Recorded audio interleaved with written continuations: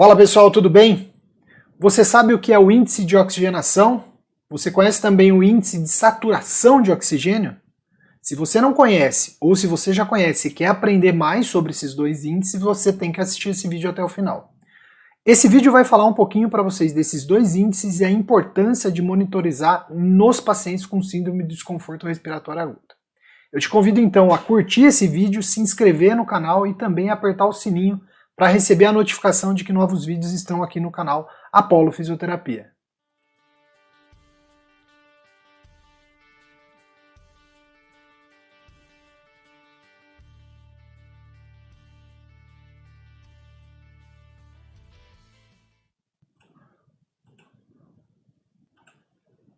Bom pessoal, eu sou Alexandre Ambrosin. Quem quiser trocar ideias sobre ventilação mecânica e fisioterapia respiratória, convido a vocês a me seguir nas redes sociais para a gente conseguir conversar um pouco mais sobre os assuntos da fisioterapia respiratória de ventilação mecânica. Não esquece aí de se inscrever no nosso canal também, porque aqui vocês vão receber vários vídeos com assuntos relevantes aqui da nossa área da fisioterapia respiratória. O vídeo de hoje nós vamos falar sobre a importância da oxigenação na mortalidade, né, de monitorizar a oxigenação, já que ela pode interferir na mortalidade de pacientes com síndrome do desconforto respiratório agudo. Bom, inicialmente, todos aí devem ter visto, saiu recentemente um artigo científico, esse artigo aí de 2021, falando aí do conhecido índice PF, que é o índice PaO2-FO2. Nós temos, ultimamente, com os pacientes que têm síndrome de desconforto respiratório agudo, nós temos monitorizado esse índice. Inclusive, ele é utilizado para classificação da gravidade do doente com síndrome de desconforto respiratório agudo. Portanto, então, a gente sabe, né, que a síndrome do desconforto respiratório agudo, diversos tratamentos são feitos aí, né, são utilizados para tratar, né, para tentar conduzir e diminuir a mortalidade nos pacientes com síndrome do desconforto respiratório agudo. Porém, a gente sabe que esses tratamentos, muitos desses tratamentos, eles são tratamentos que não necessariamente diminuem a mortalidade dos pacientes que têm síndrome do desconforto respiratório agudo. Então, dentre esses tratamentos, citamos aqui, né, a restrição de fluidos, a restrição de volume, o bloqueio neuromuscular, a própria utilização de PIP, o uso do corticoide e o recrutamento alveolar. E o que se sabe, né, em últimas revisões, e o próprio artigo mostra isso, que a mortalidade de fato tem o desfecho, o que leva à diminuição desse desfecho é a diminuição dos volumes, o uso então, portanto, de volumes pulmonares, volumes correntes protetores e da pronação. A gente sabe também, né, a gente pode acrescentar, nesse artigo não discute, mas nós não podemos esquecer, né, de acrescentar aqui a utilização de drive pressure protetor. Então a ventilação protetora, ela nos parece ser, né, um dos métodos de tratamento do paciente com desconforto respiratório agudo que pode levar à diminuição de mortalidade. Estão relacionados à diminuição de mortalidade. E nem sempre a utilização de recursos que melhorem a oxigenação são, de fato, relevantes na diminuição de mortalidade. Bom, a gente sabe, né, que todos esses tratamentos que aqui a gente vê, né, que a gente tem apresentado aqui para vocês, por exemplo, né, a gente utilizar o PIP elevado ou mesmo recrutamento alveolar, eles requerem, né, que a partir dessas condutas aqui, você adote outras condutas que podem ser, na verdade, que podem piorar o prognóstico do seu paciente. Como, por exemplo, o uso de bloqueador neuromuscular, que vai levar o paciente a ter fraqueza e até ter pior prognóstico. O mesmo uso de corticoide, né, que vai também influenciar aí na força muscular periférica e respiratória desses pacientes. E dentre as condutas que se toma, né, aquelas que a gente considera para melhorar a oxigenação, especialmente aquelas que a gente avalia a oxigenação usando o índice PF, né, que é o índice de PaO2-FO2, será que essa melhora na oxigenação, né, de repente usar um PIP mais agressivo, usar recrutamento alveolar, será que ela melhora a mortalidade? Esse é um questionamento que foi feito por esse artigo, né, por essa carta ao leitor apresentada aí no começo do vídeo para vocês. Agora, o que a gente tem que levar em conta? Quais são as causas que levam o paciente com síndrome de desconforto respiratório, levam o paciente a ir a óbito, né, levam ao aumento da mortalidade? Uma coisa que se aborda, né, que se define aí, é que a hipoxemia, tanto a hipoxemia como a própria insuficiência respiratória não são determinantes na mortalidade. Então, os pacientes não morrem mais porque estão hipoxêmicos ou porque apresentam uma insuficiência respiratória. A mortalidade, normalmente ela está relacionada a descompensações hemodinâmicas. Então, a descompensação hemodinâmica, aquela que, por exemplo, pode acontecer quando eu adoto uma terapêutica excessiva de PIP, por exemplo, para você melhorar uma oxigenação usando PIP ou recrutamento, ela está relacionada a complicações da ventilação mecânica prolongada, ou seja, as complicações, por exemplo, de você se usar um PIP excessivo. A gente sabe que o PIP muito alto ele pode prolongar a ventilação mecânica, dificultar o desmame ventilatório, e aí, consequentemente, um paciente em ventilação mecânica prolongada, um paciente que precisa de bloqueador neuromuscular por conta desse PIP muito elevado, para ele não ficar sincrônico na ventilação mecânica, ele acaba apresentando fraqueza muscular e acaba levando a maior ainda dificuldade no desmame ventilatório. Esse paciente, obviamente, terá mais tempo de internação na UTI e assim as suas complicações. E um último ponto, né, abordado aqui, é que os pacientes com síndrome de desconforto respiratório agudo são os pacientes que morrem por infecções, ou por sepsis, ou por falência de múltiplos órgãos. Então esses são os principais fatores que poderiam levar o paciente a maior mortalidade. Sendo assim, então, o que a gente tem aqui para apresentar para vocês, né, para lembrá-los, né, será que então as terapêuticas adotadas para melhora de oxigenação, então a terapêutica adotada para melhora de oxigenação, que são principalmente, né, a utilização do PIP e o recrutamento alveolar, será que elas devem ser de fato executadas com os pacientes que têm síndrome de desconforto respiratório? Será que a busca de uma melhor oxigenação ela é relevante? Por quê? Porque, já que, como a gente já falou, né, a própria terapêutica de melhora, né, como a utilização de PIP elevado, de recrutamento alveolar, pode levar a um desmame prolongado e pode levar a efeitos hemodinâmicos, que aqui, especialmente nos efeitos hemodinâmicos, levaria então a uma necessidade de maior fluido, levaria a necessidade de utilização de droga e de fato, efetivamente, tudo isso pode levar à piora do desfecho, que é a mortalidade, e não melhora no desfecho, né? Sempre lembrar, então, quando se pensar em recrutamento alveolar, devemos pensar em pacientes que são ou não são recrutáveis, né? Avaliar a recrutabilidade desses pacientes. E esse assunto já foi assunto aqui de um vídeo que eu fiz aqui no canal. Então, como avaliar a recrutabilidade, eu fiz um vídeo aqui no canal e se você quiser acompanha aí no nosso canal, é bastante interessante esse vídeo. Então a gente consegue decidir se devo ou não recrutar, não baseado na oxigenação, mas baseado no fenótipo desse paciente, se ele é um paciente recrutável ou não. Então vejam, o uso de algumas técnicas só focando a melhora de oxigenação pode, na verdade, piorar o desfecho desses pacientes. Então o que fazer? Né? Como então concluído por esse artigo que a gente está apresentando no início aí para vocês.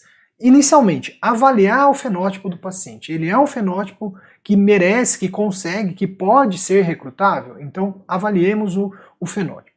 Depois, já que eu avaliei o fenótipo, eu devo personalizar, eu devo individualizar o meu tratamento em relação a esse fenótipo. Então, se o meu paciente é um paciente recrutável, se beneficiará disso, ou será que esse paciente, o benefício será uma pronação? Então, determinar a partir dessa avaliação clínica que a gente faz, ou fisiológica, do fenótipo. E, obviamente, você balancear o que é risco e o que é benefício da sua intervenção. Avaliar de forma correta os benefícios que essa intervenção, de fato, pode trazer.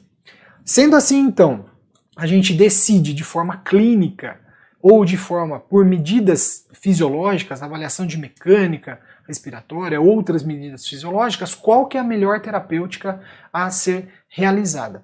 E aqui, né, o artigo traz, né, de uma terminologia de certa forma muito interessante, que é a gente fazer, né, aceitar uma hipoxemia, que a hipoxemia, de uma certa forma, ela não é tão lesiva, né? Ela passa até, de certa forma, se eu considerar que eu não vou realizar algumas técnicas agressivas, ela passa a ser, de certa forma, protetora. Bom, e dentro disso, então, obviamente que esse primeiro artigo que eu apresento aqui para vocês mostrou aí que eu ficar olhando somente para o índice PF, para o índice PaO2-FO2, pode ser um fator extremamente limitante da minha conduta, porque eu vou ficar tentando focar em melhora do índice PF e, na verdade, eu posso estar usando técnicas muito agressivas, já que esse, inclusive, não tem grande correlação com mortalidade. Bom, lendo esse primeiro artigo, eu fui buscar um outro artigo, esse artigo um pouquinho mais antigo, né? Então o primeiro de 2021, mas esse aqui, ó, de 2017, que traz para nós aí, né, a proposta de outros índices de avaliação da oxigenação.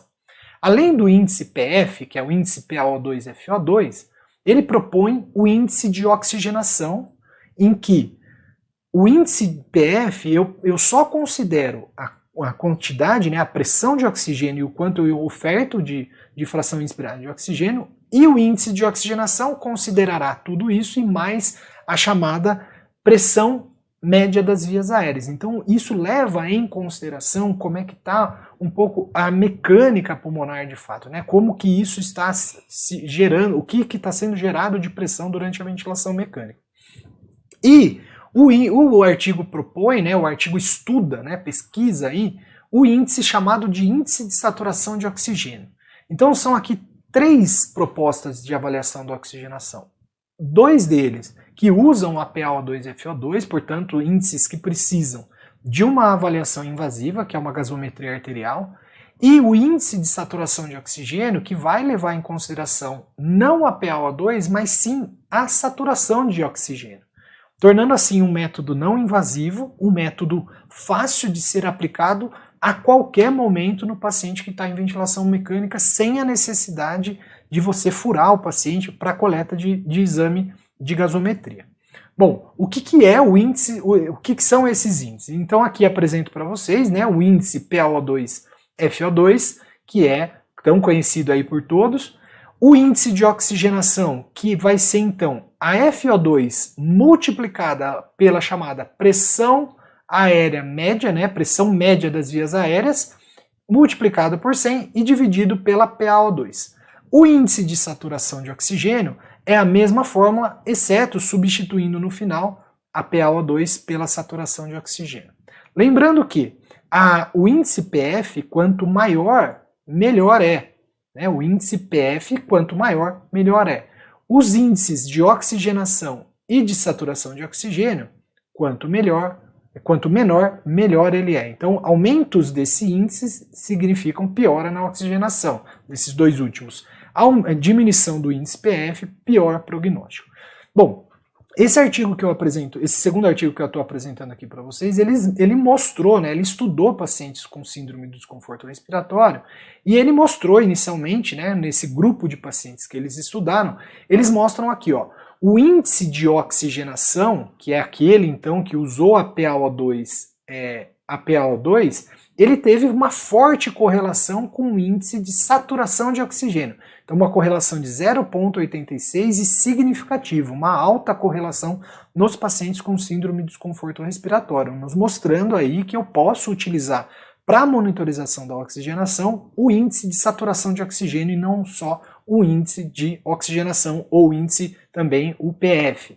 Bom, o que mais ele mostrou? Então quando ele compara aqueles pacientes que sobreviveram e pacientes que foram a óbito, então os pacientes aqui, ó, que sobreviveram na coluna da nossa direita aqui da tela, e os pacientes que foram a óbito, observem, teve um P significativo ao comparar o índice de saturação.